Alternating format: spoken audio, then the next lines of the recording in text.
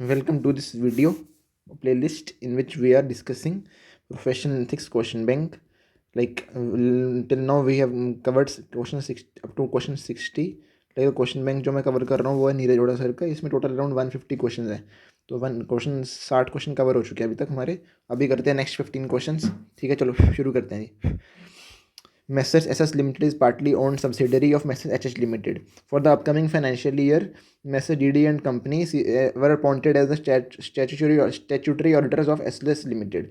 The CEO of the holding company was impressed with the knowledge and experience of Mr. D, one of the partners of the firm, and hence he offered Mr. D to take up the position of director, not MD और whole time director. ये है director सिंप्लिसिटर. कल वाली video में हमने देखा था कि ये अलाउड होता है, मतलब एक क्लॉज 11 में लिख रखा है कि बन सकता है किसी ऑफ एच एच लिमिटेड. पर इसमें दिक्कत क्या हो सकती है, देखो ना, इसमें ऐसे डायग्राम से समझते हैं. एच एच लिमिटेड है, partly own subsidiary H H limited. H H limited है एक तरह से होल्डिंग कंपनी, तो ये उसकी सब्सिडरी है. ठीक है, पार्टली ओन. ठीक है. For the upcoming financial year वैसे डी कंपनी चार्टर्ड अकाउंटेंट्स बनी थी इसकी एक तरह से, किसकी, एस एस लिमिटेड की. डी कंपनी को एस एस लिमिटेड का एक तरह से सी ए फर्म बनाएगा. सी ए फर्म है इसकी. ठीक है. सीईओ जो है होल्डिंग कंपनी का, इसका जो सीईओ है ये क्या कह रहा है, सीईओ क्या कह रहा है, was impressed with the account, मतलब उसकी नॉलेज से इम्प्रेस्ड हुआ मिस्टर डी के, एक तरह से जो पार्टनर है उस डी डी एंड फर्म का. ठीक है. And he has offered mister D to take up the position of director. इसका उसने बोला कि एच एच लिमिटेड तो डायरेक्टर बन जा, कि तू अच्छा काम कर रहा है तो डायरेक्टर सिंपल बन जा.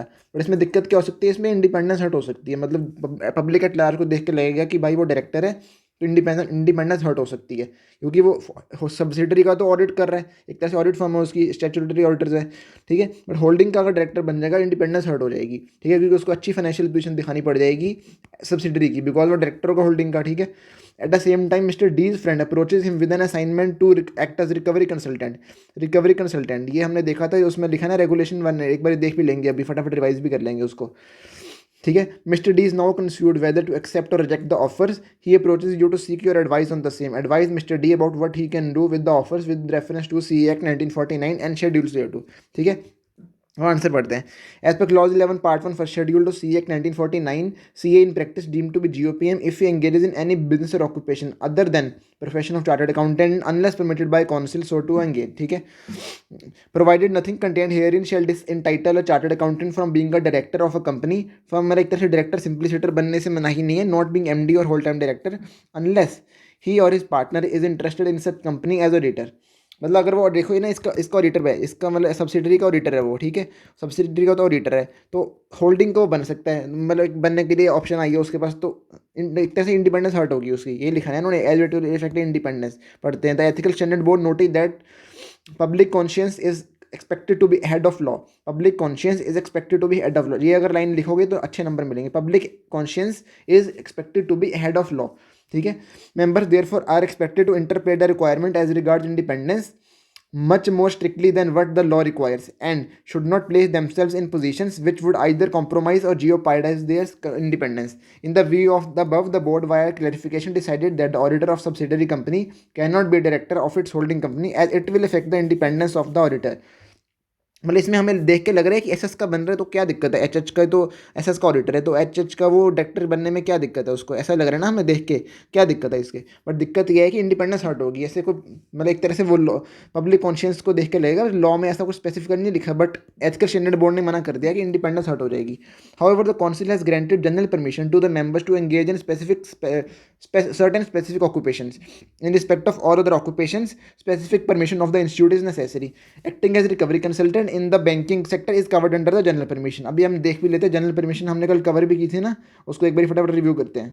हाँ, ये देखो हमने जनरल परमिशन में कल कवर किए थे. क्या क्या था उसमें, employment under chartered accountant, private tutorship, authorship कर सकता है बुक्स आर्टिकल्स की, holding of life insurance agency licence for the limited purpose of getting renewal commission, attending classes and appearing for any examination, holding of public elective office such as MP MLA. ठीक है. Honorary office leadership और charitable educational और other non commercial organisations, acting as notary public, justice of the peace or special executive magistrate and the like, part time tutorship under the coaching organisation of institute, valuation of papers, acting as paper setter, head examiner, moderator बन सकता है, editorship of professional journals कर सकता है, acting as surveyor, loss assessor बन सकते हैं insurance sector के अंदर, इंश्योरेंस एक्ट के अंदर, ठीक है, provided they are otherwise eligible, ये तो कुछ नहीं, चल छोड़ दो, एक्टिंग एज रिकवरी कंसल्टेंट बन सकता है इन द बैंकिंग सेक्टर, ठीक है, ओनिंग एग्रीकल्चर लैंड, तो हमने क्वेश्चन में ये देखा ना रिकवरी कंसल्टेंट, तो ये बन सकता है। जब चलते हैं हम क्वेश्चन में डायरेक्ट। हाँ, तो हमने पढ़ लिया ना कि has granted general permission to members to engage in certain specific occupation in respect of all other occupation specific permission is necessary and acting as recovery consultant in the banking sector is covered under general permission. इसमें एक point मेरे हिसाब से आई से फंसा सकता है, in the banking, यहाँ पे लिखा है ना in the banking sector, acting as recovery consultant in the banking sector, मतलब अगर यहाँ पे इंश्योरेंस सेक्टर या और कोई सेक्टर हो गया ना तो वहाँ पे डिसअलाउड हो जाएगा वो, ठीक है।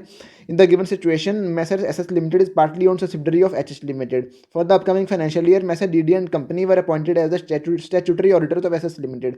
The CEO of the holding company was impressed with the knowledge and experience of Mr. D and hence he offered Mr. D to take up the position of director. मतलब डायरेक्टर सिंप्लिसिटर की option दी है। Further, D's friends approached him for an assignment for acting as the recovery consultant. Mr. D should not accept the appointment as director. ठीक है, however he can accept the assignment offered by his friend and can act as a recovery consultant for a bank. ठीक है, चलते हैं next question पे। Question 62 क्या बोलता है, CAR chartered accountant in practice specialising in the field of information system audit, ठीक है। He is considered to be one of the experts of his field because of his command over the subject. HKC limited company engage in rendering management consultancy offered him management consultancy, कुछ इससे click हो जाना चाहिए, कुछ था इसके regarding हमने पढ़ा था। Offered him to accept as its managing director, ठीक है, मैनेजिंग डायरेक्टर की ऑप्शन दी उसने। CAR accepted the position of MD without obtaining prior permission from the institute. One of his friends CAS informed that now he cannot retain full time certificate, मतलब full time COP नहीं रख सकता अब, full time COP अब नहीं रख सकता, उसके फ्रेंड ने बोला। Thus cannot do a test function and train article assistants. Comment with reference to CA Act 1949 and schedules. अब इसके बारे में हम एक बार ऊपर चलते हैं, जहाँ हमने एक बार फटाफट से ना जो हमने पढ़ी थी रेगुलेशन 192 ये भी रिवाइज कर लेते हैं, शायद मुझे लग रहा है इसका पॉइंट हिट हो रहा होगा इसमें, क्योंकि मैनेजमेंट कंसल्टेंसी सर्विसेज का बोला है ना, बट हाँ डायरेक्टर की बात की है उन्होंने, पर फिर भी इसको रिवाइज कर लेते हैं एक बारी, कि उन्होंने एक तरह से वो तो डायरेक्टर बनाया ना वहाँ पे। चलो, इसका शॉर्ट फॉर्म क्या थी, हमने इंडिया के VC ने RCM की FD करवाई, इंडिया के VC ने, इंडिया से क्या था IN, आई से था इनसॉल्वेंसी प्रोफेशनल, और N से था हमारा नॉन, मतलब सॉरी क्या था NAS, नॉन ऑडिट सर्विसेज के लिए, non assurance non audit services for non assurance client, इससे था इंसॉल्वेंसी प्रोफेशनल, इसके था V से था वैल्यूअर था हमारा इनकम टैक्स और DT और ड्यूटीज़ के लिए, और C से था कोऑपरेटिव सोसाइटी वाला ऑडिट बन सकता है, RCM से था रिसीवर और लिक्विडेटर, फिर C से था कॉस्ट ऑप्टिमाइजेशन के लिए कर सकता है, M से मैनेजमेंट कंसल्टेंसी था, F से था हमारा फंड रेजिंग, और D से था डेट रिकवरी सर्विसेज। अब हम चलते हैं वापस क्वेश्चन के अंदर। हाँ, आंसर इन्होंने बोला है एज पर clause 1 part 1 first schedule of CA 1949 CAIP GOPM if you engage in any business or occupation other than the profession of chartered accountant unless permitted by the council so to engage. The council decided to allow members in practice to hold the office of MD, whole-time director or managing of body corporate within the meaning of Companies Act 2013, provided that the body corporate is engaged exclusively in rendering management consultancy and other services permitted by the council in pursuance to section 224 of the CA Act 1949।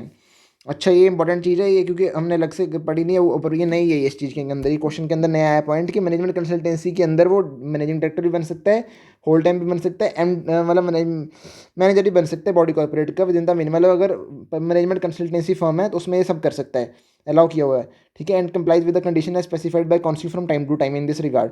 The name of the management consultancy company is required to be approved by the institute and such company has to be registered with the institute. Members can train a full-time COP besides, members can retain a full-time COP besides being the managing director of such MCS, Management Consultancy Services Company, मैं से बोल रहा हूँ बस। Such members shall be regarded as being in full-time practice and therefore can continue to do a test function and they are also entitled to train article assistants। जैसे जो मेरी firm में थे ना, मेरे एक तरह से हमारे प्रिंसिपल थे मेरे, उन्होंने अपनी सोल प्रोप्राइटरशिप बनाई हुई थी एक, ठीक है, और उन्होंने एक अपनी LLP बना रखी थी, मतलब उसमें उसका नाम भी कंसल्टेंसी के नाम से रखा हुआ था, तो उसमें कंसल्टेंसी सर्विसेज देते थे, सारा कुछ देते थे, बट जब वो सर्टिफिकेशन वगैरह करते थे तो इसके नेम से करते थे, सोल प्रोप्राइटरशिप के नेम से करते थे, मतलब ऑडिट फर्म के नेम से करते थे, CA फर्म के नेम से, इसमें एक तरह से वो बस बाकी सारे काम करते थे, ठीक है। देयरफॉर CAR इज़ वैलिड, इसको इंपॉर्टेंट मार्क कर लेते हैं, अगर ने नहीं पढ़ा तो गलती हो सकती है, ठीक है, आप भी इसको मार्क कर लेना अपने उसमें जिसमें मैंने मार्क कर लिया, ठीक है। अब चलते हैं हम नेक्स्ट क्वेश्चन के अंदर, एक सेकंड गाइस, एक सेकंड, हाँ जी, चलते हैं वापस हम। चलो क्वेश्चन 63, सी ए बाहुबली स्पेशल एग्जेक्टिव मजिस्ट्रेट, ठीक है, ये अलाउड है। He also took over the adjective chairman of the software company, ठीक है। He also leading income tax practitioner, consultant for derivative products. ये तो क्वेश्चन रिपीट हो गया पूरा ही, एक क्वेश्चन था ऊपर हमने कल किया था सेम वही वाला। He resides in Chennai near to the इओन commodity exchange and does trading on commodity derivatives. Every day he invest nearly 38% of his time to settle the commodity transactions. He has not taken any permission for becoming special executive magistrate. However, he got special permission of Council of ICA for being executive chairman and for trading in commodity derivatives. ठीक है, कोई guilty नहीं है because सब allowed हो गए, not guilty because उसने जिसके लिए चाहिए थी उसके लिए ले लिए, जिसके लिए नहीं चाहिए थी उसके लिए नहीं लिए, ठीक है। एज पर clause 11 part 1 first schedule C act 1949 CIP GOPM, if he engages in any business or occupation other than the profession of chartered accountant unless permitted by the council so to engage. However, the council has granted general permission to the members to engage in certain specific occupation. ये line याद कर लो, however council has granted general permission to the members to engage in certain specific occupation, ठीक है। In respect of all other occupations, specific permission of the institute is necessary.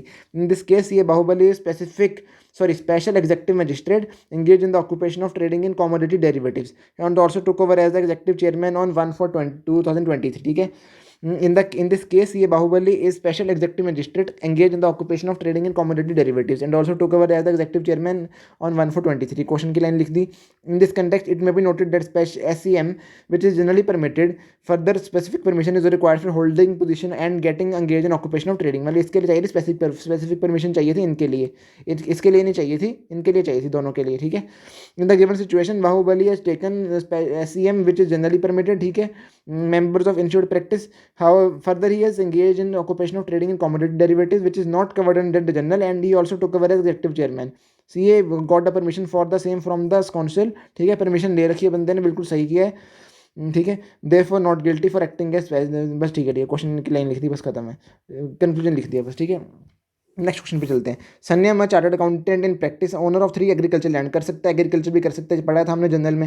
He lost his father due to Covid pandemic, after death of his father he started carrying out agriculture activities. His neighbour Raja farmer filed complaint, ये तो कितना गधा इंसान है Raja, that being a member is carrying out agriculture activities, therefore is liable for misconduct. Raja को ना थप्पड़ मारना चाहिए। एज पर clause 11 part 1 first schedule to C act 1949 CIP GOPM, if he engages in any business or occupation other than the profession of chartered accountant unless permitted by the council so to engage. However, the council has granted general permission to the members to engage in certain specific occupations. In respect of all other occupations, specific permission of the institute is necessary, ठीक है। In the given case, he is surname is owner of 3 agricultural land and he is carrying out agricultural activities which are covered under the general permission, ठीक है। पढ़ाई था हमने, अभी revise भी किया था हमने वीडियो के शुरू में। C N is not guilty, ठीक है, ठीक है, खत्म question. And complete of neighbour is not correct, बस कंक्लूजन ऐसा लिख के आना है कि बस ICA को पता चल जाए कि हाँ तुम्हें क्वेश्चन समझ आया था, तुमने उसका आंसर सही से दिया से, उसमें ये लाइन लिखनी जरूरी है, नेबर की कंप्लेंट करेक्ट नहीं है, नहीं तो तुम्हें नंबर नहीं मिलेंगे, एक नंबर आधा कट जाएगा, ठीक है। आगे चलते हैं। Mister S practising chartered accountant based out of Chennai, during the weekends involve himself in equity research and used to advice his friends relative and other known people who are not his clients. Apart from this, he was also involved as a paper setter for accountancy. ये allowed है, इसके बारे में मुझे doubt हो रहा है कि इक्विटी रिसर्च के लिए उसने जो एडवाइस दी है ये अलाउड है कि नहीं। In the school and in which he studied, he also on agriculture land, ये भी अलाउड है, and was doing agriculture during his free time. During 2011 heavy losses were incurred in agriculture due to natural calamity and misfortune, and he lost almost all of his wealth and became undischarged insolvent। भाई साहब ये तो काफ़ी तगड़ा होगा काम। After few court hearing finally in 2011 की बात है, 2013 में पहुंच गया। He was declare discharge insolvent. पहले क्या था, वो अनडिस्चार्ज इंसॉल्वेंट बना था, फिर 2 साल बाद डिस्चार्ज इंसॉल्वेंट बना, and obtain COP from the sorted and obtained a certificate from the court stating that his insolvency was caused by misfortune without any misconduct। इसके लिए वो गिल्टी नहीं पाया जाएगा बिकॉज ये रीज़न दिया हुआ है उसने गाइडलाइंस के अंदर, यू आर रिक्वायर, ICA ने दिया हुआ है, you are required to comment on the above. अच्छा क्वेश्चन है, ये भी मार्क किया जाए, इसको लैंग्वेज इसकी पढ़नी जरूरी है। पढ़ते हैं इसका आंसर अब। Given situation can be visualise in following parts. Mister S use to involve himself in equity research and use to advice his friends, relative and other known people, ठीक है। एज पर recent decision taken by ethical standard board of ICAI CAIP may be an equity research advisor but he cannot publish a retail report या detail report, ठीक है, as it would amount to other business और occupation.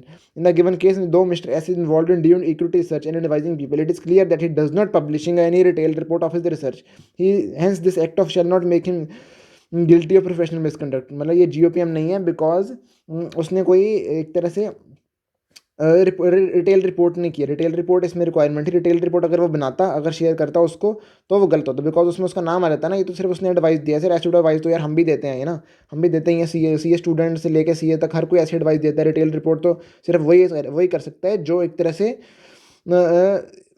अलग मतलब कर ही नहीं सकता है, मतलब एक तरह मना ही कर रखा है। बट वो अगर उसी बिजनेस में मेरे हिसाब से तो शायद कर सकता है। ठीक है, मिस्टर एस मतलब अगर उसने COP नहीं दे रखा फिर कर सकता है वो शायद। ठीक है, mister S is involve in paper setting for accountancy. ठीक है, he also on agriculture land as पर clause 11 part 1 first schedule regulation 190 जो हमने पढ़ी थी, उसमें लिखा हुआ है CIP shall deem to guilty of professional misconduct if engage in any business occupation other than the profession of chartered accountant unless permitted by council so to engage. 190 में mentions पर permission granted generally to engage. उसमें क्या लिखा, valuation paper कर सकता है, acting as paper setter, head examiner और moderator of an examination, और owning agriculture land and carrying out agriculture activities, ये अलाउड है। ठीक है, therefore in the given case the activities of mister S as paper setter and involvement in agriculture activities do not make him guilty of professional misconduct. अब चलते हैं third point के, जो इसके क्वेश्चन की था। मिस्टर एस वर discharge insolvent. पहले क्या था, पहले उसने एक तरह से इक्विटी रिसर्च की एडवाइस दी, वो सही था क्योंकि उसने कोई ऐसा रिटेल रिपोर्ट नहीं दी। ठीक है, वो सही था इसलिए। ठीक है, उसके बाद उसने क्या किया, उसके बाद उसने हाँ involve in accountancy subject and उसने एग्रीकल्चर वगैरह किया है, तो ये सब अलाउड है। एग्रीकल्चर अलाउड है, पेपर सेटर अलाउड है। ठीक है, मिस्टर फिर है डिस्चार्ज इंसॉल्वेंट। इसके रिगार्डिंग में सेक्शन 8 में दे रखा है। सेक्शन 8 बोलता है और C act 1914 enumerates the circumstances under which a person is debarred from having his name entered in और born on the register of members if he being a discharged insolvent has not obtained from the court a certificate stating that his insolvency was caused by misfortune without any misconduct on his part. Here it may be noted that a person who has been removed from membership for a specified period shall not be entitled to have his name entered in the register until the expiry of such period. ठीक है, in addition, failure on the part of person to disclose the fact that he suffers from any one of the aforementioned disabilities would constitute professional misconduct. The name of the person who is found to have been subject at any time to any of the disabilities discussed in section 8 can be removed from the ROM by the council. ठीक है, in the given case it is clearly stated that Mr. S was discharged insolvent and he has also obtained from the court a certificate stating that his insolvency was caused by misfortune without any misconduct on his part. Hence Mr. S has not violated the provision of section 8 and he has not disbarred and he is not debarred from having his name entered in the register of members. इसमें ऐसा तो है ना कि अगर जब तक वो इंसॉल्वेंट था 2 साल के लिए, तो फिर उसका नाम हट गया होगा ना। तीसरे साल में वापस अगर नाम लाना चाहता है वो, तो वो तीसरे साल में वापस नाम लाना चाहता है, तो वो क्या कहते हैं, एक तरह सर्टिफिकेट ला के दे कि उसकी मिसफॉर्चून से हुई थी। ये लिखा ना इन्होंने, insolvency was caused by misfortune without any misconduct on his part. ये लाइन लिखनी जरूरी है, कीवर्ड है। ठीक है, चलते हैं नेक्स्ट क्वेश्चन पे। Mister Sheetal is practising chartered accountant due to natural calamities and misfortune during the 2011 he lost almost all his wealth and became undischarge insolvent after few court hearings. Finally in the 2023 same question, 2 साल बाद ही वो है, he was declared discharged insolvent and obtained a certificate from the court stating that insolvency was caused by misfortune without any misconduct on his part. You are required to comment on the above situation. ठीक है, mister section 8 क्या कहता है, of the C act 1949 enumerates the circumstances under which a person is debarred from having his name entered on or borne on the ROM if he being a discharged insolvent has not obtained from the court a certificate stating that his insolvency was caused by misfortune without any misconduct on his part. Here it may be noted that a person who has been removed from membership for a specified period shall not be entitled to have his name entered in the register until the expiry of such period. ठीक है, in addition, failure on the part of a person to disclose the fact that he suffers from any of the disabilities would constitute professional misconduct. ठीक है, अगर उसने disclose नहीं किया, the fact that he suffers from any of the disabilities would constitute professional misconduct. ठीक है, ये भी लाइन कीवर्ड है, मार्क करके रखो। Name of the person who is found to have been subject to at any time of the disability discussed in this section 8 can be remove from the ROM by the council. ठीक है, in the given case it is clearly stated that mister Sheetal was discharge insolvent and he has also obtained from the court a certificate stating that his insolvency was caused by misfortune without any misconduct on his part. Hence Mr. Sheetal has not violated the provision of section 8 and he is not debarred from having his name entered in the ROM. ठीक है, चलते हैं next question पे। ठीक है, आप चलते हैं सेक्शन 67 पे। Chartered accountant holding COP and having 4 article clerks. ठीक है, register under him accept appointment as full time lecturer of in a college. गलत कर देना, ये तो फुल टाइम लेक्चरर कैसे बन गए भाई, तुम नहीं बन सकते, इसके लिए स्पेसिफिक परमिशन चाहिए होती है, जहाँ तक मुझे याद आ रहा है। And also become partner with his brother in a business. Partner with his brother in a business, examine his conduct in the light of chartered accountant, ठीक है। पार्टनर से कुछ याद आया आपको? पार्टनर से हमने पढ़ा था कि पार्टनरशिप में एंटर नहीं करने का, सिर्फ उनके साथ कर सकते हो जो एक तरह से स्पेसिफिक उसके बॉडी के मेंबर्स हैं, या जिनको एक तरह से मतलब वो हमने पढ़ा था ना, दो होते हैं इसमें रेगुलेशन, इसके लिए बारे में रेगुलेशन थी। देखते हैं अभी लिखा है क्या इस क्वेश्चन के अंदर। Partnership with the relative and enter into business. चलो पढ़ते हैं। एज पर clause four part 1 first schedule to C N act 1949 CAIP GOPM if he enters into partnership in or outside India with any person other than the CA in practice or other recognized person। उसमें उन्होंने दे रखा होगा ना कि any member of any other professional bodies, जिसमें आता है CA CS आ जाते हैं, सॉरी CS तो आइए, हाँ LLB वाले आ जाते हैं, आर्किटेक्ट वाले आ जाते हैं, और BTech वाले भी आ जाते हैं। इतने सारे कवर कर रखे हैं, काफ़ी सारे हैं, मतलब 7-8 हैं अराउंड बस। तो इंजीनियरिंग वाले भी आ जाते हैं शायद, ठीक है। बस ये सब आ जाएंगे उसमें, ठीक है। तो उस ब्रदर इन लॉ तो उसने कुछ बताया नहीं, with is brother in a business, ये तो गलत कर दिया ना उसने, कोई ब्रदर का कुछ बताया नहीं। क्या है LLB, आर्किटेक्ट क्या है, एडवोकेट है, LLB तो वही हो गया, ठीक है। तो क्या है, कुछ बताया नहीं, तो हम कैसे डिसीजन ले लें? तो देखते हैं इन्होंने क्या लिखा है, ठीक है। और उसमें ये भी लिखा है members having such qualification as may be prescribe, 2 लाइनें लिखी हुई हैं उस रेगुलेशन के बारे में, ठीक है। ये भी हमें भी लिख सकते हैं अगर क्वेश्चन को थोड़ा लंबा करना हो आंसर को, ठीक है। अब इसमें देखते हैं, एज पर क्लॉज 11 भी लिखा है, part 1 first schedule CA in practice deemed to be GOPM if he engages in any business or occupation other than the profession of chartered accountant unless permitted by a council so to engage. In the present case, a CA in practice entered into partnership with his brother in a business and accept appointment as full-time lecturer in a college which requires the private approval। ये है ना, इसके लिए specific approval हमने पढ़ी हुई है, कल पढ़ी थी हमने, specific approval from the council of the ICA, ठीक है। CA in practice cannot engage in business or occupation other than the profession of chartered accountant unless permitted by the council so to engage, hence CA would be guilty, ठीक है। इन्होंने उसके बारे में ज़्यादा लिखा ही नहीं, कि ब्रदर इन बिजनेस के बारे में लिखा ही नहीं, डिटेल में लिखना चाहिए था। तो अगर मैं तो आया आंसर, तो मैं तो इतना छोटा लिखूंगा नहीं, मैं तो सारा लिख दूंगा कि members of any other professional body members और member having such qualification as may be prescribed, उसके अंदर लिखूंगा कि ब्रदर इन का कुछ स्पेसिफाइड नहीं है, इसलिए गिल्टी हो जाएगा। गिल्टी इसलिए हो जाएगा कुछ बताया नहीं है, प्लस उसने एक तरह से प्राइवेट अप्रूवल नहीं दिया लेक्चरर के लिए, ठीक है। गलत कर दिया काम।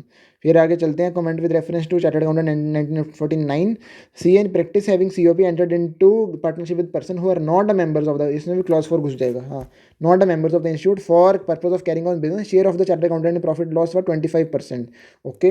परसेंटेज बेस पे फीस शेयर करने का, मुझे लग रहा है इसका भी कुछ घुसेगा क्या, देखते हैं। क्लॉज 10 तो नहीं घुसा रखा। He was to take part in business and was entitled to represent the firm before government authorities, etc. He was operating the bank account of the firm, was receiving money from the customer and was also looking after the affairs of the partnership, ठीक है। अब पढ़ते हैं, entered into partnership with others and engagement into other occupation as per clause 4 part 1 first schedule C Act 1949 CAIP GOPM if he enters into partnership in or outside India with any person other than CA in practice or other recognized person, ठीक है। clause 11 की बात भी कर दी इन्होंने, CA in practice deemed to be guilty of professional misconduct if engages in any business or occupation other than the profession of chartered accountant unless permitted by the council so to engage, ठीक है। In the present case, CA entered into partnership with person who are not covered under clause 4 for the purpose of carrying on business activity for which specific and prior permission of council was required, ठीक है। उसने एक तरह से partnership में कर लिया जिसके लिए स्पेसिफिक और प्रायर परमिशन चाहिए थी। Therefore held guilty by virtue of clause 4 and 11 of part 1 first schedule due to entering into partnership with person other than prescribed under clause 4 and carrying on business without obtaining permission from council of ICI, ठीक है। चलते हैं next question पे हम, ठीक है। चलो, CA Preeti is a leading income tax practitioner in Delhi. She is very much fond of cooking. Due to this passion of her, she wrote a book, cookery book, Delight Your Tummy। ये गलती कर दी, मुझे लग रहा है कि उसने non professional book लिख दी during the year, but she didn't take any permission from council of institute for engaging herself in authorship of such book.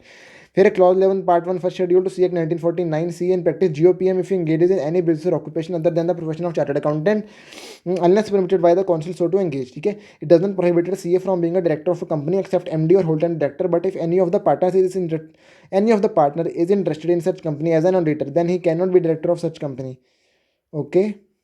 Okay, इन्होंने ये क्या लिखा है, क्या, एक मिनट, ये क्यों लिखा है इन्होंने, it does not prohibit a CA from being a director except MD और होल टाइम डायरेक्टर है, ये क्यों लिखा है इन्होंने भाई? ये तो इनकम टैक्स प्रैक्टिशनर की बात हुई है, ये कहाँ से लिख दी जाएंगी? ये लाइन पता नहीं क्यों लिखी है, देखते हैं इसको क्यों लिखी है। General permission is granted under 190 for authorship of any book of article और what in the present case ये Preeti has authored a book for which no specific, okay नहीं चाहिए इसके लिए स्पेसिफिक परमिशन, मतलब ओके ठीक है, मतलब गिल्टी नहीं है, ओके। बट ये लाइन पता नहीं क्यों लिखी है, मैं तो नहीं लिखता, करा दी। हाँ जी, मैं एक बार ये चेक कर लेते हैं। देखो ना, ऑथरशिप ऑफ बुक्स और आर्टिकल, ठीक है, मतलब कोई भी बुक्स आर्टिकल लिखो, कोई दिक्कत नहीं, जनरल परमिशन दे रखी है आईसीएआई ने, ठीक है। No specific permission from a council would be necessary in individual cases, ठीक है। चलो अब चलते हैं क्वेश्चन नंबर 70। चलिए हम पढ़ते हैं क्वेश्चन 70 को। Give your comment with reference to C act 1949 and schedule thereto mister B is a practising chartered accountant holding a valid COP. ये accepted the appointment as director of the Green World company. Mister C a partner of क्या क्या क्या, sorry, मैं give your comment with reference to C act. Mister B क्या है, चाहे practising chartered accountant है, ठीक है, होल्डिंग अ सीओपी वाला बंदा है, ठीक है, और उसने अपॉइंटमेंट एक्सेप्ट कर ली director of Green World association, ठीक है, ग्रीन वर्ल्ड कंपनी की।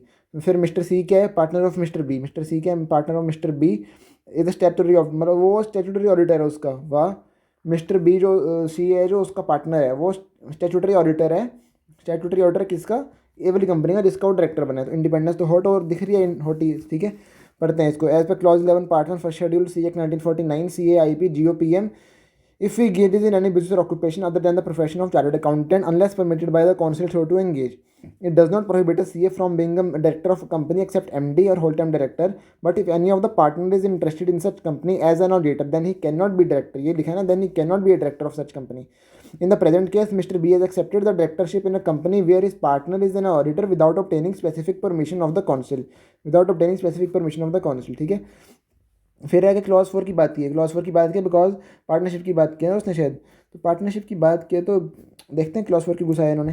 As per clause four part 1 first schedule C act 1949 expressing an opinion on financial statement of any entity in which auditor his firm और a partner of his firm has a substantial interest would constitute misconduct.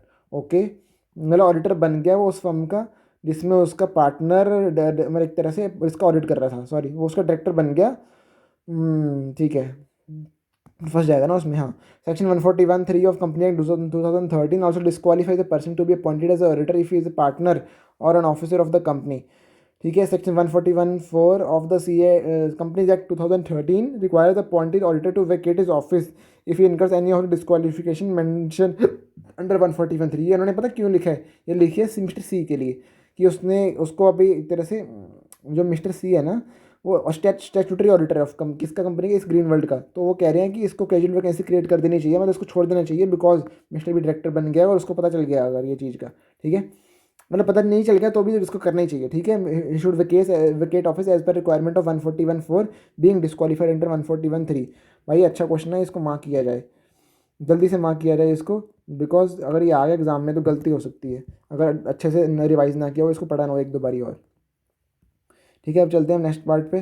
हाँ जी, तो next part हमारा क्या है, हाँ, clause 12 तक पहुंच चुके हैं। Mister practising chartered accountant working as proprietor of messrs A and company went abroad for 3 months। Delegated the authority to mister Y chartered accountant is employ for taking care of routine matter of his office, ठीक है। During his absence mister Y conducted the below mention jobs. क्या क्या किया उसने, audit query issue कर दी, कोई गलत नहीं है, कर दी, सही है। प्रोडक्शन सर्टिफिकेट इशू कर दिया, भाई साहब सर्टिफिकेट इशू करना इज रॉन्ग थिंग बिकॉज उसमें साइन चाहिए होती है। साइन तो सिर्फ वही करेगा जो उसका मेंबर है, एम्प्लॉई है, मेंबर एम्प्लॉय नहीं, सॉरी, जो उसका पार्टनर है, या वो खुद साइन कर सकता है, एम्प्लॉय भी साइन नहीं कर सकता।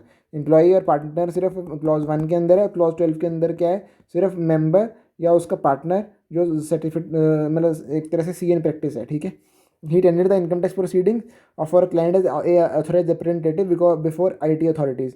अब बताओ उसने गलत क्या किया, गलत क्या नहीं किया, ये गलत किया, ये दोनों सही लग रहे हैं, ठीक है। Delegation of authority to the employ as पर clause 12 part 1 of first schedule to C act 1949 CA in practice deemed to be guilty of professional misconduct if he allows a person not being a member of the institute in practice or a member not being his partner to sign on his behalf or on behalf of his firm any balance sheet, profit and loss account report or financial statement, balance sheet, P&L report, financials, ठीक है। In the case a proprietor of Messrs A and company went to abroad and delegated the authority to another chartered accountant, his employee, for taking care of routine matters of his office, who is not a partner but a member of the ICI, ठीक है। Council has clarified that the power to sign routine documents on which a professional opinion or authentication is not required may be delegated, and such delegation will not attract provisions of this clause like issue of audit queries and during the course of audit, asking for information or issue of questionnaire or attending the routine matters in tax practice subject to provisions of section 2। ये तो याद करने की जरूरत नहीं, ठीक है, example दिया उन्होंने बस, ठीक है।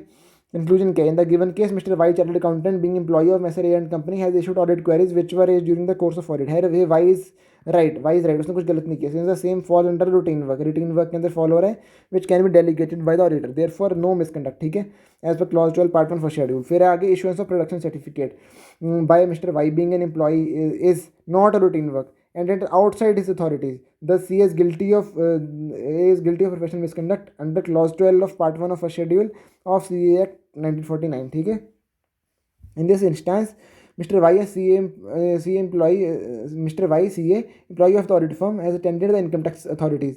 ठीक है, income tax proceeding for client as A R for income tax authorities. A R मतलब ऑथराइज रिप्रेजेंटेटिव। ठीक है, since the council has allowed a delegation of such work the chartered accountant employ can attend the routine matter in tax practice and declared by the council subject to provisions of section 2। इसको पढ़ने की जरूरत नहीं है, बस in as per the provision लिख दो बस। देयरफॉर नो मिसकंडक्ट, सिर्फ ये ना इसके लिए गिल्टी है बस। ठीक है, आगे चलते हैं, 3 क्वेश्चन रहेंगे हमारे। Mr. K, practicing chartered accountant, is proprietor of Mr. K and Company since 1995. He went abroad in the month of December and delegated authority, किसके लिए अथॉरिटी दी उसने? Delegate authority for employ. ठीक है, एम्प्लॉय को दी। Chartered accountant जो, ठीक है, नेटवर्क सर्टिफिकेट गलत, ये ठीक है, ये गलत है, ये ठीक है नीचे वाला। Clause 12 part 1 first schedule C act 1949 CAIP GOPM if he allows a person not being a member of institute in practice or a member not being his partner to sign on his behalf or on behalf of his firm any balance sheet, P&L report or financials, BPRF balance sheet P&L report financial, balance sheet P&L report financial, balance sheet P&L report financial. है तो चारों similar ही हैं, but फिर भी ऐसे लिखना तो पड़ेगा ना, लैंग्वेज में लिखा है। In this case CA K proprietor went abroad delegated authority to another CA, mister Y. K ने दी रिस्पॉन्सिबिलिटी वाई को। ठीक है, to for taking care of important matter to of his office with who is not a partner but a member of the ICI। ठीक है, फिर example दिया उन्होंने, क्या क्या दे सकता है वो, मतलब एक तरह से power to sign routine documents on which a professional opinion or authentication is not sought required to be expressed by delegated by to be expressed may be delegated, and such delegation will not attract the provisions of this clause, like issue of audit query during the course of audit, asking for information or issuance of questionnaire or tending to routine matters in tax practice or subject to provisions of this section। बस कुछ नहीं, इसको लिखने की जरूरत। In the given case mister Y chartered accountant being employ issue a net worth certificate, इसके लिए वो गिल्टी पाया जाएगा since issue of net worth certificate to a client being an employ is not routine work and it is outside his authorities. CA इसके लिए CA is guilty of professional misconduct under clause 12 part 1 first schedule to CA 1949। ये इसलिए because CAP तो इसने दे रखा है ना, guilty तो ये होगा ना के। वाई को कुछ कहेंगे ही नहीं, वाई तो ठीक है, वाई को उसने दिया, उसने दे दिया, उसकी गलती है के की। Mr. Y, CA employee, has attended GST proceedings for a client as AR before GST authority. Therefore, since council has allowed delegation of such work, chartered accountant employee can intend routine matters. ठीक है, therefore no guilty। चलते हैं third last question पे। CA संभव auditor of Mahavir and delegated following work. Raising of bill सही है, कोई दिक्कत नहीं। Initiating stamping voucher and schedules it prepare for purpose of audit, कोई दिक्कत नहीं। इशूइंग एक्नॉलेजमेंट, कोई दिक्कत नहीं है। साइनिंग फाइनेंशियल स्टेटमेंट, भाई साहब दिक्कत आ गई यहाँ पे, क्वेश्चन सेम ही है, बस और करके लिख रखे हैं। एज पर clause 12 part 1 first schedule to CA 1949 CAIP GOPM if he allows a person not being a member of institute in practice or a member not being his partner to sign on his behalf or on behalf of his firm any BPRF balance sheet profit and loss report FC financial statement। ठीक है, council has clarified its power to sign routine documents on which a professional opinion or authentication is not required to be expressed may be delegated in the following instances and such delegation will not attract provisions of this clause। इसकी language अच्छी, मतलब एक तरह point बनाया ना, point ऐसे याद, मतलब पॉइंट से पढ़ो, ऊपर वाले क्वेश्चन में मत पढ़ो, चाहे इसको मार्क कर लो। इशूइंग ऑफ ऑडिट क्वेरीज दे सकते हैं, asking for information, issue of questionnaire. ठीक है, letter forwarding draft observation of और फाइनेंशियल स्टेटमेंट। ठीक है, initiating and stamping of voucher कर सकता है, शेड्यूल्स कर सकता है। ठीक है, acknowledging and carrying on routine correspondence with clients, मतलब क्लाइंट से बातचीत करना, पूछना, काम काम नहीं, मतलब डाटा वगैरह से मांगते हैं हम, ऑफिस में आर्टिकल मांग लेते हैं। ठीक है, issuing of memorandum of cash verification and other physical verification or recording the result thereof। ठीक है, in the books of clients, issuing acknowledgement for records per produced, raising of bills and issuing acknowledgements for money receipts, attending to routine matters in tax practice subject to provisions of this। बस कोई दिक्कत नहीं है, attending to routine matters in tax practice any other matter incidental। यहाँ से पढ़िए सारे point. ठीक है, in the given case the auditor has delegated certain tasks to his articles in staff such as asking for information or issue of questionnaire, सब allowed है। ठीक है, बस दिक्कत क्या है, auditor is not correct in allowing the task except the signing of financials. Is correct है, बस इसके लिए करेक्ट नहीं है।